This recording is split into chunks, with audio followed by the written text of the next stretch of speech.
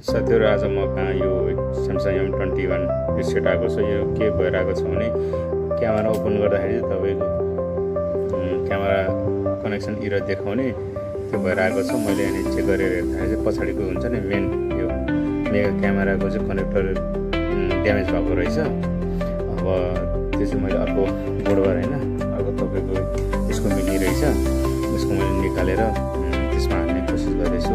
है साथीहरु पछाडीको मेगा क्यामेराको चाहिँ तपाईको कनेक्टर ड्यामेज भएको भएर पछाडी क्यामेरा पनि चलेको छैन, त्यसले गर्दा अगाडि क्यामेरा पनि चलेको छैन। अहिले दिनसम्म त पछाडी क्यामेरा पनि चलिरहेको छ।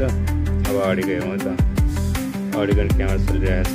यसको चाहिँ तपाईको काम गर्ने क्रममा अरू टेक्निसियन साथीले चाहिँ क्यामेरा निकाल्ने क्रममा चाहिँ त्यो कनेक्टर भाँचेको थियो, त्यसकारण दुईटै क्यामेरा चलेको थिएन। कस्टमरले त्यहाँ पनि देखाउनु भएको रहेछ।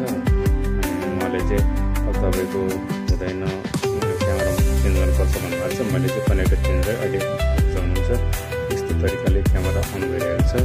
यसरी मोबाइलहरू रिपेयर गर्नु पर्यो हामीलाई सम्झिनुहोस्। सुधी इलेक्ट्रोनिक्स हामी विश्वासिलो